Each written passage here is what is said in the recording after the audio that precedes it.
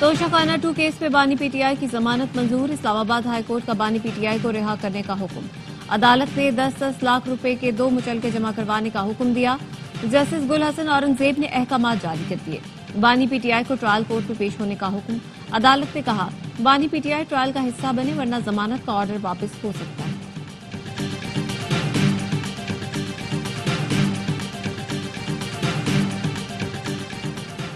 بانی پی ٹی آئی کی رہائی کا ابھی کوئی امکان نہیں، وفاقی وزیر اطلاعات عطا تارڑ کہتے ہیں بانی پی ٹی آئی کی 8 مقدمات میں ضمانت نہیں ہوئی۔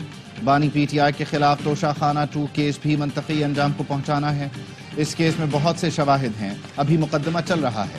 عدالت نے ضمانت دیتے ہوئے کہا ہے ٹرائل میں پیشی ضروری ہے۔ اور بانی پی ٹی آئی کو رہا کرانے سمیت مطالبات منوا کر ہی دم لیں گے۔ بانی پی ٹی آئی سے ملاقات کے بعد وزیر اعلیٰ خیبر پختونخوا کی اے آبائی نیوز سے گفتگو، کہا مذاکرات بانی پی ٹی آئی کی رہائی سے شروع ہوں گے اور آگے بڑھیں گے۔ پی ٹی آئی کا نعرہ اب نہیں تو کب، ہم نہیں تو کون کو ثابت کرنے کا وقت آ چکا۔ قوم نے فیصلہ کرنا ہے ظلم کے نظام کا مقابلہ کریں گے یا انصاف لیں گے۔ پی ٹی آئی کا نظریہ ہمارا جنون ہے اور جنون مرتا نہیں بڑھتا ہے۔ اسلام آباد کا آخری کیس تھا جس میں بانی پی ٹی آئی کی ضمانت ہو گئی۔ لاہور کے کسی مقدمے میں بانی پی ٹی آئی کی کسٹڈی نہیں ہے۔ وکیل P T I Faisal Chaudhry کہتے ہیں بانی پی ٹی آئی نے کہا ہے کل تک بات آگے بڑھی تو جشن منائیں گے ورنہ احتجاج کریں گے۔ جس کے پاس طاقت ہے اور جو حتمی فیصلے کر سکتا ہے اس سے مذاکرات ہوں گے۔ اگر بیرسٹر گوہر اور علی امین گنڈا پور نے مذاکرات کی اجازت مانگی ہے تو ظاہر ہے انہیں کوئی پیشکش ہوئی ہے، مفروضے پر تو اجازت نہیں مانگیں گے۔ بانی نے کہا کوئی ڈیل نہیں ہو رہی، مذاکرات ہمارے مطالبات پر ہوں گے۔ ماہر قانون شہباز کھوسا کہتے ہیں توشہ خانہ 2 جعلی کیس تھا، تحائف قانون کے مطابق لیے گئے تحائف توشہ خانہ میں رکھوانا وزیر اعظم کی ذمہ داری نہیں۔ بیرسٹر سیف کا کہنا ہے بانی پی ٹی آئی کے خلاف مقدمات سیاسی بنیاد پر درج ہیں، وہ تمام مقدمات میں رہا ہوں گے۔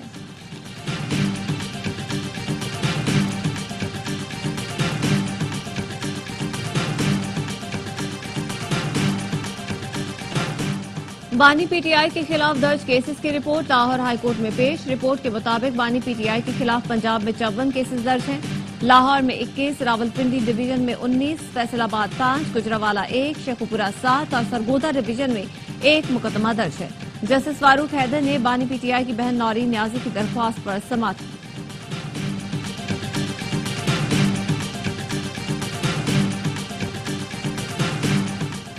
وزیر اعلیٰ خیبر پختونخوا علی امین گنڈا پور اور بیرسٹر گوہر کی بانی پی ٹی آئی سے اڈیالہ جیل میں ملاقات۔ ذرائع نے بتایا علی امین گنڈا پور اور بیرسٹر گوہر کی بانی پی ٹی آئی سے 2 گھنٹے ملاقات جاری رہی۔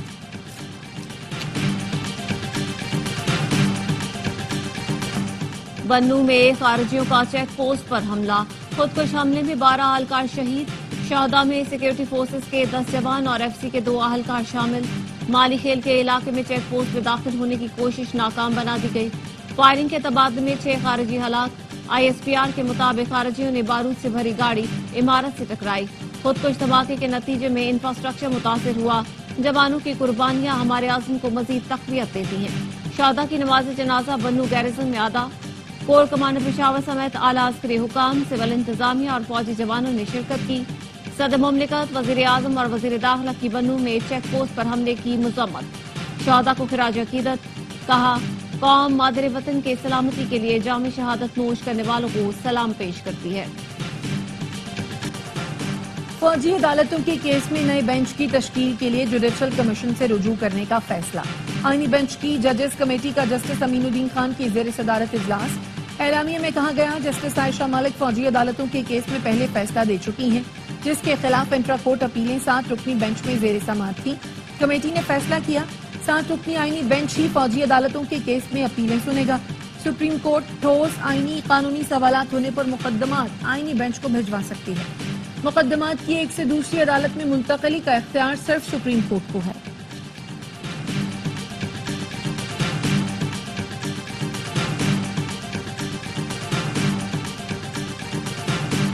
Chairman Peoples Party Bilawal Bhutto نے وفاقی حکومت کے ساتھ مسائل پر بات چیت کے لیے کمیٹی بنا دی۔ پنجاب اور خیبر پختونخوا کے گورنر، سندھ اور بلوچستان کے وزرائے اعلیٰ، راجہ پرویز اشرف، نوید قمر، شیری رحمان، مختوم احمد محمود کمیٹی میں شامل ہیں۔ ترجمان بلاول بھٹو مرتضی وہاب کا کہنا ہے پیپلز پارٹی اور وفاق کے درمیان نہیں، नून लीग की हुकूमत के साथ इख्तिलाफ है। नून लीग के साथ तय हुआ था कि PSDP मिलकर बनाया जाएगा, छोटे सूबों को साथ लेकर नहीं चलाया जा रहा। नून लीग जुडिशल कमीशन में 2 नुमाइंदों का वादा करके मुकर गई।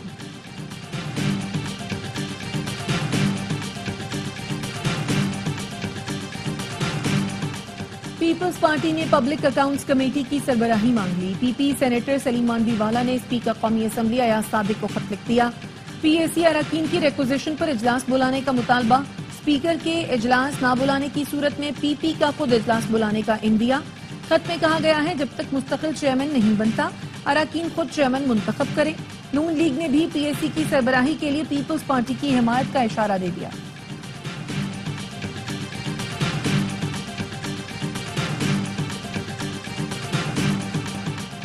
चौबीस नवंबर का एहतजाज PTI का फरेब है। ये एक कैदी को छुड़ाने के लिए यलगार करने आ रहे हैं। रियासत पर हमला आवर होना बगावत होती है। पंजाब की सीनियर वजीर मरियम औरंगजेब कहती हैं ये एहतजाज नहीं, नंद और भावच की लड़ाई है। वजीर इत्तलात पंजाब असमा बुखारी कहती हैं 24 नवंबर को ये लोग रियासत के खिलाफ जंग करने आ रहे हैं।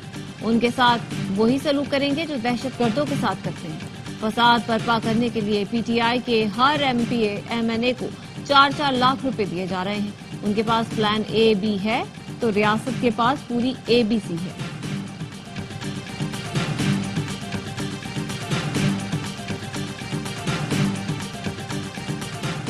अगर PTI का एहतजाज पुरअमन है तो इस्लामाबाद इंतजामिया से इजाजत क्यों नहीं ली?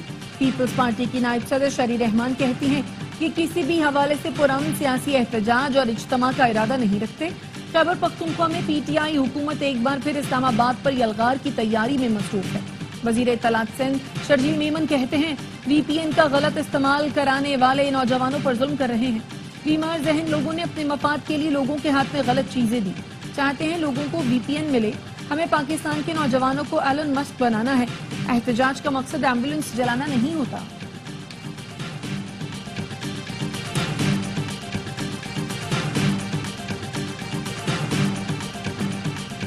VPN को गैर शरई नहीं कहा, इनके बयान में टाइपिंग की गलती हुई। चेयरमैन इस्लामी नजरियाती कौंसिल अल्लामा रागिब नईमी कहते हैं सोशल मीडिया ख्यालात और इजहार राय का मौसर जरिया है। सोशल मीडिया को तौहीन मजहब, तौहीन रिसालत और फिरका वारियत के लिए इस्तेमाल नहीं किया जाना चाहिए। सोशल मीडिया को इंतहा पसंदी, दहशतगर्दी के लिए इस्तेमाल नहीं किया जाना चाहिए। इस्लामी नजरियाती कौंसिल का एलामिया भी जारी, कहा गया VPN नाजायज नहीं, इस्तेमाल मुस्बत होना चाहिए। जदीद जराए पर महज पाबंदी आयद करना मसाइल का हल नहीं। हुकूमत नाजायज मकासद के लिए सोशल मीडिया का इस्तेमाल रोकने के लिए इकदाम करे।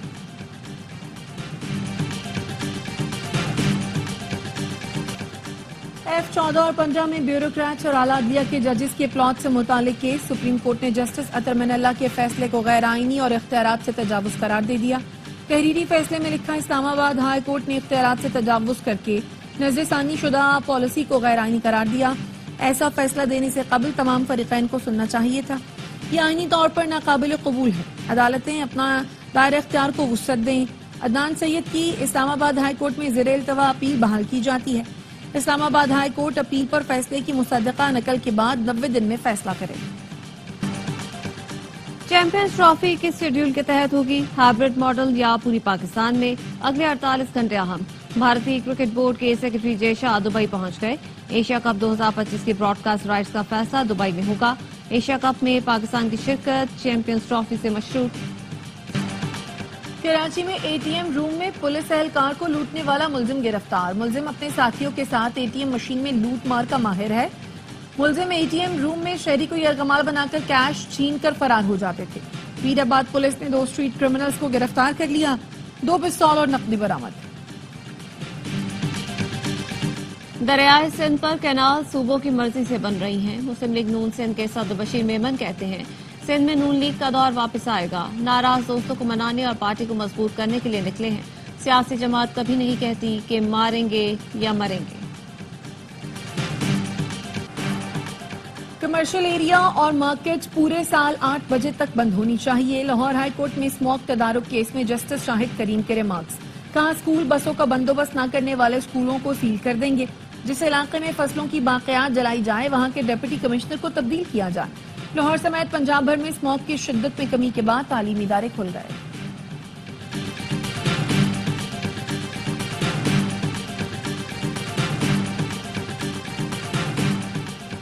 علم نہیں، اسلامی نظریاتی کونسل نے وی پی این کو کیوں غیر شرعی کہا؟ اگر حکومت کسی مصلحت کے تحت پابندی لگاتی ہے تو اس پر عمل کرنا چاہیے۔ معروف عالم دین مفتی تقی عثمانی کی گفتگو۔ گورنر سندھ کامران کسوری سے گورنر ہاؤس میں ملاقات۔ مفتی تقی عثمانی نے گورنر انیشیٹو کے تحت جاری آئی ٹی پروگرام کا دورہ اور تعلیم حاصل کرنے والے طلباء سے ملاقات کی۔ گورنر سندھ نے کہا کہ سوشل میڈیا پر پابندی ہٹانے سے متعلق وفاقی حکومت کو تجاویز دوں گا۔ دفاعی نمائش آئیڈیاز 2024 کا دوسرا روز۔ دفاعی نمائش میں واہ فیکٹری کا تیار جدید ٹیکنالوجی کا حامل خودکش ڈرون توجہ کا مرکز بن گیا۔ خودکش ڈرون 8 کلومیٹر تک ہدف کو نشانہ بنا سکتا ہے۔ واہ فیکٹری میں بننے والا ایک اور ڈرون 20 کلومیٹر تک سرویلنس اور ایمونیشن لے جانے کی صلاحیت رکھتا ہے۔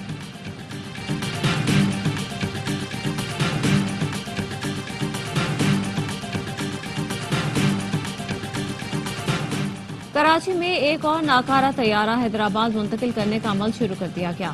طیارہ 128 ویلر ٹریلر کے ذریعے منتقل کیا جا رہا ہے۔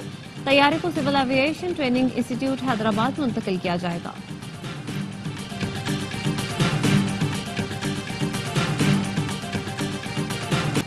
بچوں کے عالمی دن پر خیبر پختونخوا چلڈرن اسمبلی نے صوبے کے تعلیمی اداروں میں ڈیجیٹلائزیشن کی قرارداد منظور کر لی۔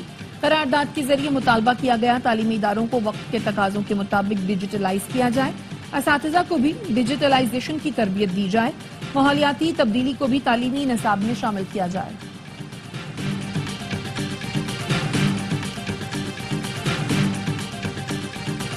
یوکرین کا پہلی بار روس پر امریکی لانگ رینج میزائل سے حملہ۔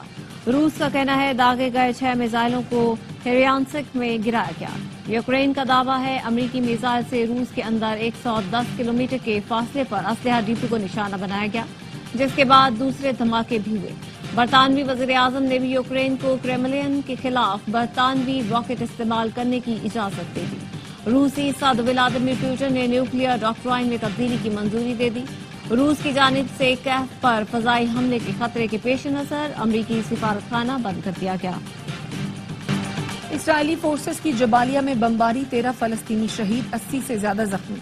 صہیونی فورسز نے شمالی غزہ کا 1.5 ماہ سے محاصرہ کر رکھا ہے۔ کھانے پینے کی اشیاء اور دوائیاں نہ ملنے سے غزہ والے قحط کا شکار۔ غزہ میں جنگ بندی کے لیے آج سلامتی کونسل میں ووٹنگ ہوگی۔ اسرائیلی وزیر اعظم نے یرغمالیوں کو رہا کرانے کے لیے نیا طریقہ اختیار کر لیا۔ فلسطینیوں کو $50 لاکھ کا لالچ دے دیا۔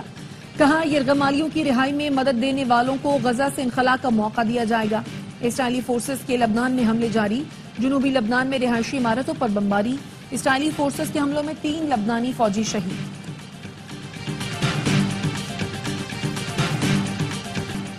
کراچی گارڈن البیلا چوک پر رہائشی علاقے میں آنے والے بندروں کی تلاش۔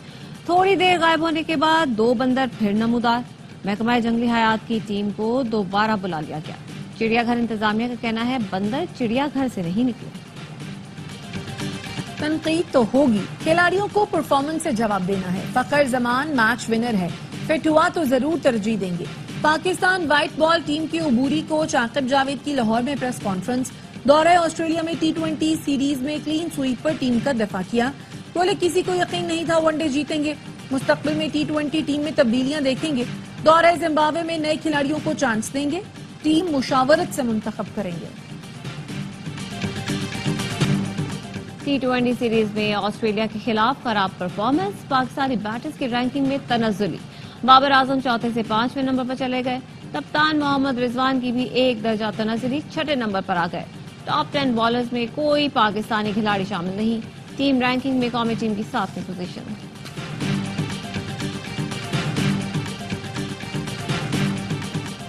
چیمپئنز ٹرافی دورہ پاکستان کے آخری مرحلے میں کراچی پہنچا دی گئی۔ 25 نومبر تک کراچی میں ہی رہے گی۔